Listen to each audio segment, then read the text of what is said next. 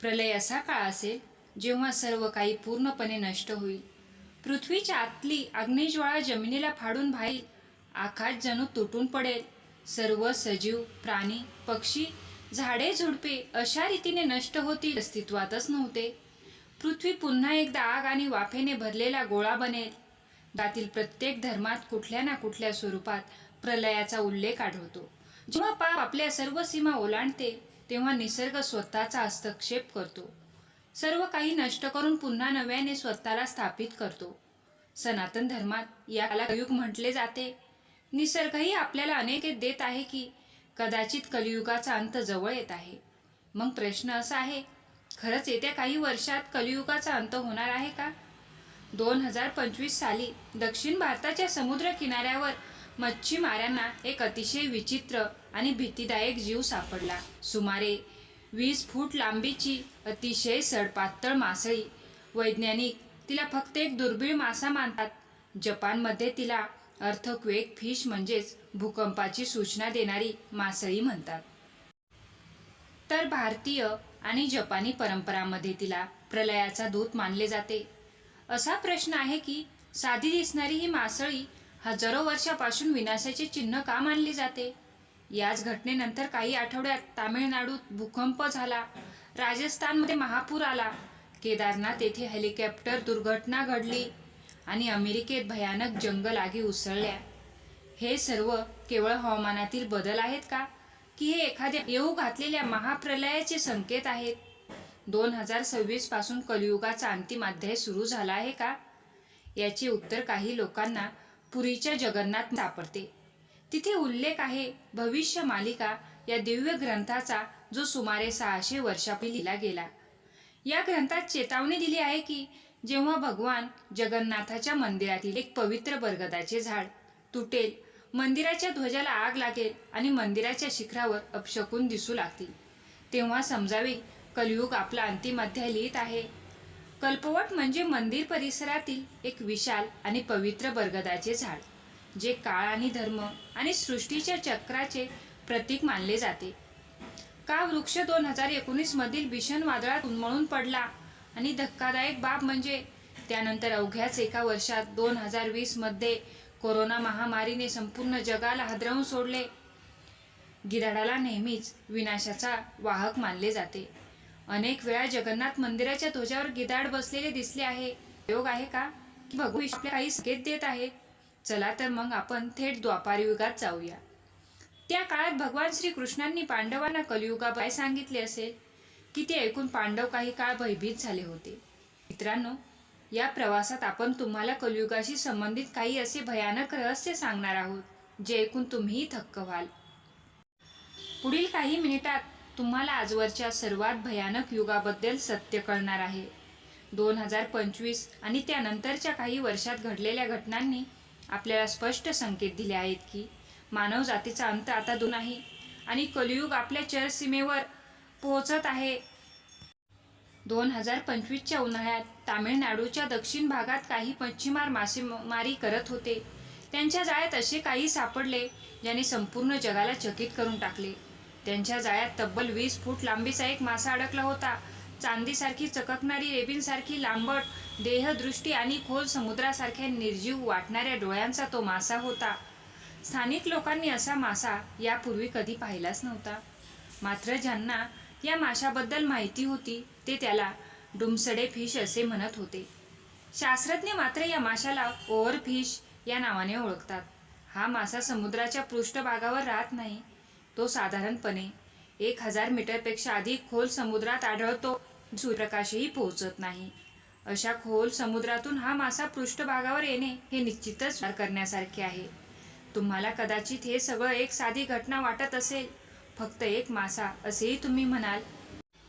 पण जपानमध्ये यासंबंधी एक प्रसिद्ध लोककथा. त्या कथेनुसार हा मासा समुद्राच्या खोल गर्भातून तेव्हाच बाहेर येतो जेव्हा समुद्राच्या तळाशी काही भयंकर घडणार असते. जपानी लोककथांमध्ये याला युर्गो नो त्सुताई म्हणजेच समुद्राखालील राज्याचा दूत असे म्हटले जाते आणि त्यांच्या मते ही केवळ दंतकथा नाही. 2011 सालची आठवण करा. जपानमधील फुकुशिमा येथे झालेला तो भीषण भूकंप ज्याने संपूर्ण शहरच नकाशावरून जणू काही नाहीसे केले. या आपत्तीच्या काही महिने आधी जपानच्या किनाऱ्यावर मोठ्या प्रमाणात ऑरफिश मासे दिसले होते.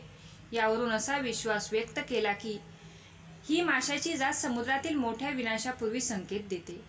परंतु लोकांनी त्या इशाऱ्याकडे दुर्लक्ष केले. ही घटना इतक्यावरच थांबली नाही. तामिळनाडूनंतर ऑस्ट्रेलिया, न्यूझीलंड, कॅलिफोर्निया आणि तस्मानिया या बागांच्या किनाऱ्यावरही ऑरफिश दिसली. 4 महाद्वीपांवर जवळपास एकाच कालखंडात एकच घटना, हे केवळ योगायोग होता का? समुद्र काहीतरी सांगण्याचा प्रयत्न करत होता, पण तो इशारा कोणीच समजू शकले नाही. त्याच काळात इस्रायल आणि इराणमधील तणाव शिगेला पोहोचला होता. रशिया युक्रेन संघर्षाला 5 वर्ष पूर्ण झाली होती. जगातील महासत्ता आपली आघाडी बदलू लागल्या होत्या. अमेरिकेतील जंगलामध्ये भीषण वणवे पेटू लागले. राजस्थानसारख्या कोरड्या प्रदेशात नद्यांसारख्या पाण्याच्या धारांनी व्हायला सुरुवात केली. युरोपमध्ये विक्रमी तापमानाची नोंद झाली. हे सर्व निसर्गाचे तांडवच होते. परंतु केदारनाथ आणि जगन्नाथ येथे घडलेल्या घटनांनी तर अंगावर काटा आणला. 15 जून 2025 रोजी सकाळी 6 यात्रेकरू आणि एक वैमानिक घेऊन एक हेलिकॉप्टर मंदिर दर्शनासाठी उड्डाण झाले. उड्डाणाच्या वेळी हवामान असल्याचे सांगण्यात आले होते. सर्व काही सुरळीत होते. अचानक ढग पर्वताच्या खाली उतरू लागले. संपूर्ण ढगांच्या गर्देत गडप झाल्यासारखा भास झाला. वैमानिकाला काहीही स्पष्ट दिसत नव्हते आणि हेलिकॉप्टर एक विशाल हिमनदीवर आदळले. त्या असलेल्या सर्वांचा दुर्दैवी मृत्यू झाला. या घटनेनंतर काही तासातच जंगल छट्टी मार्गावर भूस्खलन झाले आणि प्रशासनाने यात्रा थांबवली. प्रश्न असा आहे की त्याच दिवशी त्याच वेळी निसर्ग अचानक इतका का बदलला? हवामान इतक्या झपाट्याने का पालटले? श्रीकृष्णांनी एकदा म्हटले होते, जेव्हा निसर्ग थकतो तेव्हा तो आधी माणसाला इशारे देतो. 2025 मध्ये असे वाटत होते जणू हिमालय सांगत होता, आता पुरे झाले, इथे प्रवेश करू नका. आता वळूया जगन्नाथ धामकडे. सुमारे 600 वर्षापूर्वी संत अच्युतानंद दास यांनी भविष्य मालिका ग्रंथ लिहिला. या ग्रंथात लिहिले आहे की जगन्नाथ मंदिराच्या प्रांगणातील पवित्र वडाचे झाड कळपट जर उन्मळून पडेल तर मोठी महामारी येईल. आणि विचार करा, हे झाड उखडले तर काय घडले? 2019 मध्ये फानी वादळ आले आणि तो पवित्र वृक्ष कोसळला. महामारीचे संकट ओढावले. जगन्नाथपुरीचे मंदिर समुद्रकिनारी वसलेले आहे, जिथे सतत प्रचंड वेगाने वारे वाहत असतात. याच कारणामुळे त्या मंदिराच्या ध्वजावर कोणतेही पक्षी बसू शकत नाही असे मानले जाते.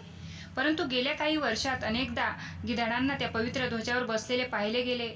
शास्त्रानुसार गिधाड हे मृत्यूचे दूत मानले जातात. वैज्ञानिक भाषेत सांगायचे तर गिधाडे ही अशी जीवसृष्टी आहेत जी मृतदेह शोधते.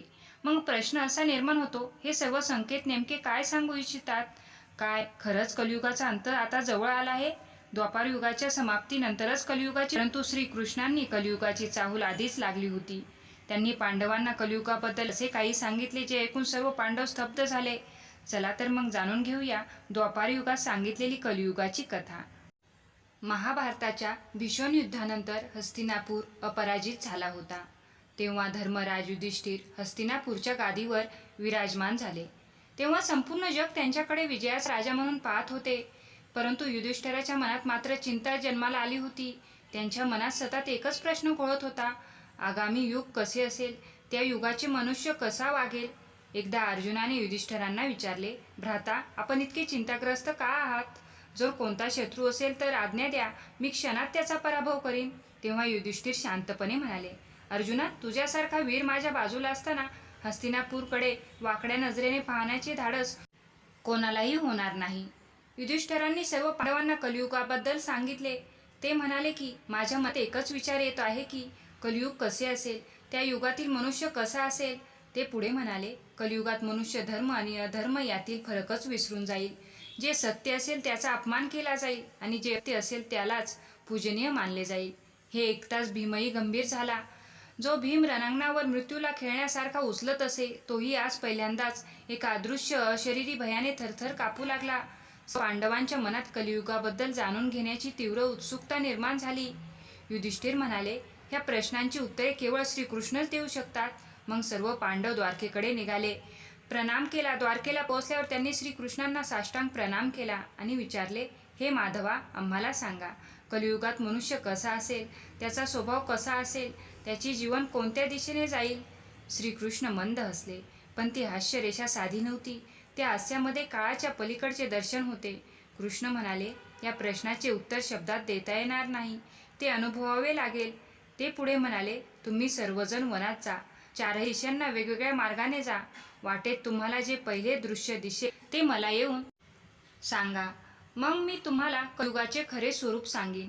पांडव वनात प्रवेश करतात. बाहेरून शांत दिसणारे ते वन आतून मात्र एखाद्या अदृश्य शक्तीने थरथरत होते. प्रत्येक दिशेला भीषण दृश्य, विचित्र घटना, अस्वस्थ करणारे संकेत दिसत होते. त्या सर्व घटनांनी पांडवांच्या मनात असंख्य प्रश्न निर्माण केले. उत्तराच्या शोधात ते पुन्हा श्रीकृष्णाकडे परतले. सर्वात आधी युधिष्ठिर बोलले, प्रभो, मी एक विशाल हत्ती पाहिला, पण तो हत्ती विकृत होता. त्याला 2 सोंडा होत्या. त्या दोन्ही सोंडांनी तो झाडे उपटत होता आणि फळे अक्षरशः गिळून टाकत होता. युधिष्ठिरांनी पाहिलेल्या त्या विकृत हत्तीबद्दल जेव्हा श्रीकृष्णांना विचारले, तेव्हा श्रीकृष्ण म्हणाले, हे दृश्य येणाऱ्या कलियुगातील नेते आणि शासकांचे प्रतीक आहे. ते आपल्या वचनांनी धर्मरक्षणाचे दावे करतील, पण आपल्या कर्मांनी जनतेनाच गिळून टाकतील. त्यांचे 2 चेहरे असतील, एक जनतेसमोर दाखवण्याचा आणि दुसरा स्वतःच्या स्वार्थासाठी. यानंतर अर्जुन जंगलाच्या आत गेला. तिथे त्याला एक दिव्य विशाल पक्षी दिसला. त्याच्या पंखावर मंत्रांच्या आकृती तेजस्वीपणे चमकत होत्या. पाहताच तो पक्षी अत्यंत सुंदर होता, जणू देवतांचा दूतच. पण काही क्षणातच तो पक्षी मांस भक्षण करू लागला. हे दृश्य पाहून अर्जुनाच्या मनात तीव्र अस्वस्थता निर्माण झाली. अर्जुनाने श्रीकृष्णांना सांगितल्यावर कृष्ण म्हणाले, या कलियुगातील ज्ञानाचे स्वरूप आहे. त्या युगात विद्वान असतील पण आचरण नसेल. धर्माची भाषा बोलली जाईल पण धर्म जगला जाणार नाही. गुरु, पंडित आणि ज्योतिषी ज्ञान विकतील, जणू ज्ञान नव्हे तर बाजारातील वस्तू. आता भीमकडे वळूया. भीमाने एक गाय पाहिली होती. तिने नुकताच बछड्याला जन्म दिला होता. प्रेमाने गाय बछड्याला चाटत होती, पण ते प्रेम इतके अतिरेकी होते की तिच्या जोरदार चाटण्यामुळे बछड्याची कातडी सोडली गेली आणि रक्त वाहू लागले. हे पाहून भीम गोंधळून गेला. ममता विनाशाचे कारण कसे ठरू शकते हे त्याला कळेना. श्रीकृष्ण म्हणाले, कलियुगातील मातापित्यांचे प्रेम इतके अतिरेकी होईल की ते आपल्या मुलांना संघर्षापासून वाचवतील, त्यांना जगाशी लढायला शिकवणार नाहीत. सर्व सुख सुविधा देऊन त्यांना दुर्बल करतील आणि तेच त्यांच्या विनाशाचे कारण बनेल. यानंतर सहदेवाने आपले दृश्य सांगितले. त्याने 6 विहिरी पाहिल्या होत्या. त्यातच 5 विहिरी पाण्याने भरलेल्या होत्या, पण 6वी पूर्णपणे कोरडी होती. हे दृश्य एखाद्या कोरड्यासारखे वाटू लागले. हे ऐकून श्रीकृष्ण म्हणाले, कलियुगात लोक आपल्या दिखाव्यासाठी, सौंदर्यासाठी आणि प्रतिष्ठेसाठी लाखो रुपये खर्च करतील, पण जर एखादा भुकेला मनुष्य जवळ बसलेला असेल तरी त्याला पाणीही देणार नाहीत. शेवटी नकुलाने आपले अनुभव सांगितले. त्यांनी पर्वताजवळून एक विशाल चट्टान लोटताना पाहिली. त्या चट्टानाने मोठमोठे वृक्ष उद्ध्वस्त केले, पण जेव्हा ती एका छोट्याशा रोपट्याजवळ आली तेव्हा ती अचानक थांबली. श्रीकृष्ण म्हणाले, कलियुगात सर्वत्र ईर्ष्येने भरलेले लोक असतील. ते एकमेकांना नष्ट करण्यात मग्न असतील, पण जो मनुष्य भगवंताचे खऱ्या अंतःकरणाने स्मरण करील तो या कलियुगातही सर्व दुःखापासून सुरक्षित राहील. श्रीकृष्ण पुढे म्हणाले, कलियुगात बहुतेक लोक मला मानणार नाहीत, पण जो कोणी मला शुद्ध मनाने स्मरेन मी त्याच्याजवळ नक्की येईल, त्याचे दुःख नष्ट करीन आणि त्याचे रक्षण करीन आणि मी त्यांना शांती प्रदान करीन. इतके बोलून श्रीकृष्ण शांत झाले. ही केवळ एक झलक होती जी श्रीकृष्णांनी पांडवांना दाखवली होती. त्या झलकेतून पांडवांनाही समजले होते की कलियुग आजवरचे सर्वात भयानक युग असेल. परंतु गरुड पुराण आणि इतर प्राचीन ग्रंथांमध्ये कलियुगाबद्दल जे वर्णन केले आहे ते याहूनही अधिक भयावह आहे. त्याची चर्चा आपण पुढील व्हिडिओमध्ये करणार आहोत. गरुड पुराणात वर्णन केलेले घोर कलियुग आज आपण आपल्या आजूबाजूला पाहतो त्या कलियुगासारखे मुळीच नाही. जेव्हा तुम्ही त्या घोर कलियुगाबद्दल जाणून घ्याल तेव्हा आजची सभ्यता तुम्हाला सुंदर वाटू लागेल. घोर कलियुगात जीवन हे वरदान न राहता शाप वाटेल. आजच्या युगात मनुष्याचे आयुष्य साधारण 70 ते 80 वर्षाचे आहे, तर जपानमधील ओकिनावा शहरात अनेक लोक 100 वर्षापेक्षा अधिक आयुष्य जगतात. परंतु घोर कलियुगात मानवी आयुष्य फक्त 20 वर्षापर्यंत सीमित राहील. 20 वर्ष आजच्या युगात ही ती वेळ आहे जिथे माणूस आपल्या करिअरची योजना सुरू करतो, स्वप्ने पाहतो आणि भविष्य घडवण्याचा विचार करतो. पण कलियुगाच्या अंतकाळात हाच टप्पा मृत्यूचा उंबरठा बनेल. जन्म आणि मृत्यूमधील अंतर इतके लहान होईल की अर्थ बदलून जाईल. त्या काळात 12 वर्षातच मनुष्य वृद्ध अवस्थेत पोहोचेल. केस पांढरे होतील, त्वचा सुरकुतलेली असेल, डोळ्यात भीती असेल आणि शरीर रोगांचे घर बनेल. हाडे इतकी दुर्बल होईल की चालणेही कठीण होईल. आणि ज्या वयात मुलं शाळेत जातात, खेळतात, त्याच वयात ते अशक्त आणि आजारी असेल, स्त्रियांची अवस्था आणखी दयनीय असेल. 8 ते 9 वर्षाच्या वयातच गर्भधारणा होईल, पण शरीरात इतकी शक्ती नसेल की गर्भाला योग्य पोषण देता येईल. ना त्या स्वतःला सावरू शकतील ना बाळाला. इतकेच नव्हे तर तो काळ असेल नैतिकतेचा, मृत्यूचा. विवाहासारखं पवित्र बंधन तुटून जाईल. पती पत्नीचे नाते व्यवहारासारखे बनेल. फायदा असेल तर नाते, फायदा नसेल तर समाप्त. गरुड पुराण सांगते की पतिव्रता स्त्रिया लुप्त होतील. पुरुष स्त्रियांसाठी आणि स्त्री पुरुषांसाठी आधार न राहता सौदा बनतील. लोक फक्त आपली भूक आणि वासना भागवण्यासाठी जगतील. नाती लोभासाठी तयार होतील. आज ही जी वासना पाप बनली जाते ती त्या काळात अधिकार बनेल. मनुष्य आणि पशु यांच्यात कोणताही फरक उरणार नाही. आज आपण उंच इमारती, प्रगती आणि विकास पाहतो, परंतु कलियुगात विकासाचे चक्र उलटे फिरू लागेल. भागवत पुराणात सांगितले आहे की कलियुगात अंतिम टप्प्यात मानवाचा कदही हळूहळू लहान होत जाईल. माणसे बुटकी होतील आणि झाडांच्या मुळामध्ये उंदीर मांजरासारखी बिळे करून राहतील. त्या काळात पाणी इतके दुर्मिळ होईल की लोक स्नान करणे सोडून देतील. शरीर घाणीने भरलेले असेल, मन अधर्माने दूषित झालेले असेल आणि संपूर्ण वातावरण दुर्गंधीने व्यापलेले असेल. पूजा, पाठ, दान, धर्म सर्व काही नष्ट होईल. परंतु घोर कलियुगाचे हे सर्वात भयानक रूप नसेल. त्या काळात निसर्ग स्वतःची शक्ती गमावेल. माती उपजाऊ राहणार नाही. फळे झाडे देणे थांबतील आणि जे थोडेफार धान्य उगवेल ते विषारी असेल.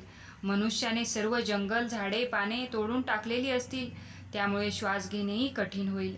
अन्न उपलब्ध न राहिल्यामुळे मानव मांसाहारावर अवलंबून राहील. सुरुवातीला तो प्राण्यांचे मांस खाईल आणि नंतर एकमेकांचेच मांस खाण्यास सुरुवात करेल. आज त्याला आपण कॅनिबॅलिझम म्हणतो. ते त्या काळात सामान्य बाब ठरेल. पुराणांमध्ये असेही म्हटले आहे की शेवटी मानवाला जिवंत ठेवणारे केवळ बकरीचे दूध उरवेल. असे दूध जे शक्ती देणार नाही, फक्त जीवन कसंबसं ओढत ठेवेल. नद्या आटतील. गंगा, यमुना आणि सरस्वती सारख्या नद्या ज्या कधी सभ्यतेच्या जननी होत्या, त्या देखील लुप्त होतील. जे पाणी कधी अमृत मानले जात होते तेच पाणी त्या काळात खजिन्याहून अधिक मौल्यवान ठरेल. पाण्यासाठी युद्ध होतील, हत्या केल्या जातील आणि ज्याच्याकडे पाणी असेल तोच राजा मानला जाईल. कल्पना करा, आकाशातून पाणी नव्हे तर आम्लाचा, ॲसिडचा वर्षाव होईल, जो शरीरावर पडताच ते जळून जाईल. पृथ्वी पूर्णपणे थकलेली असेल. मनुष्य, पशु, वृक्ष सर्वांनी आपली आयु मर्यादा पूर्ण केलेली असेल आणि संपूर्ण सृष्टी विनाशाच्या दिशेने वाटचाल करत असेल. गरुड पुराणात सांगितले आहे की जेव्हा पापाचा घडा पूर्ण भरतो तेव्हा विनाश तलवारीलाही नाही तर सन्नाट्याने सुरू होतो. आकाश काळवंटते, वारा थांबतो, सूर्यप्रकाश पिवळसर पडतो. त्या गूढ शांततेत भगवान विष्णू सूर्याच्या किरणामध्ये प्रवेश करतात आणि त्यानंतर एक अशी अद्भुत घटना घडते ज्याची कल्पनाही आजचा मनुष्य करू शकत नाही. आकाशात एक नव्हे तर 7 सूर्य उगवतात. जे 7 सूर्य महाविनाशाचे संकेत असतात. त्यांची उष्णता आणि तेज इतके प्रचंड असते की सर्व काही नष्ट होऊ लागते. आधी तलाव कोरडे पडतात, मग नद्या आणि शेवटी महासागरही आटतात. हवेतली आर्द्रता टिकत नाही, ती थेट वाफ बनून वर उडून जाते. पृथ्वीची माती तडकते, मोठमोठ्या भोयगा पडतात. जमीन कासवाच्या पाठीसारखी तडकू लागते, दिसू लागते, कठीण, कोरडी, जळलेली आणि पूर्णपणे उजाड. पण विनाश केवळ एका दिशेने होणार नाही. विनाश दोन्ही दिशांनी होतो. गरुड पुराणात सांगितले आहे की जेव्हा 7 सूर्याची प्रखर उष्णता वरून ते, त्याच वेळी पाताळ लोकात विराजमान असलेले भगवान शेषनाग आपले मुख उघडतात. त्यांच्या मुखातून जी अग्नी प्रगट होते तिला कालाग्नी असे म्हटले जाते. ही आग जीवनाला जाळत नाही तर सृष्टीतील पंचतत्वे वेगळी करते. या कालाग्नीच्या प्रभावाने पृथ्वी आतून जळू लागते.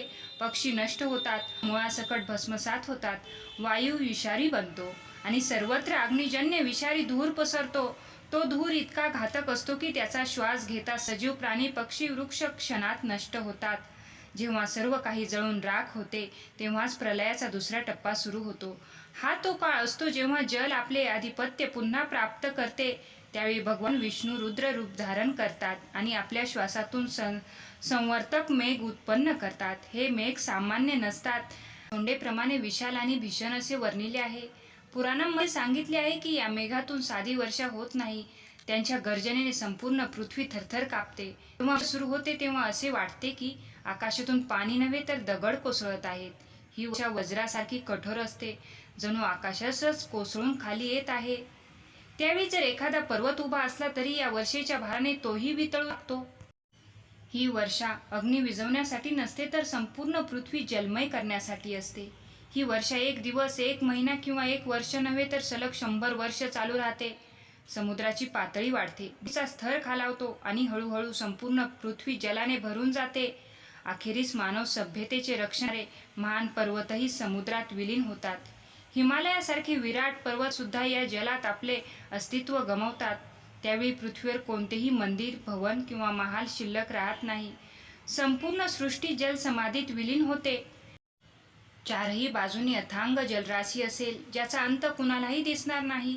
गरुड पुराणात सांगितले आहे की ही वर्षा पृथ्वीचा विनाश नसून तिचे शुद्धीकरण आहे. जसे शेतात नवीन पीक घेण्यापूर्वी जुने गवत जाळले होते, तसे सृष्टीला नव्या चक्रासाठी तयार करण्यासाठी पृथ्वीला पाप आणि दुष्ट शक्तीमधून मुक्त केले जाते. हा प्रलय पापांचा नाश करतो, जीवनाचा नाही. जेव्हा पाप धुतले जाते आणि कर्माचे ओझे समाप्त होते, तेव्हाच पुढील युगाचा जन्म होतो. आता पृथ्वीवर केवळ जल आहे आणि त्यावर अंधकार भरलेला आहे, परंतु याच अंधकारात नव्या सृष्टीची एक चिंगारी लपलेली आहे. काळ आपल्या कुशीत एक बीज जपून ठेवतो आणि कुठेतरी दूर नव्या युगाच्या वैद्याच्या जन्माची वाट पाहतो. इतिहास साक्ष देतो की कोणत्याही युगाचा अंत तलवारीने होत नाही, तर माणसामुळेच होतो.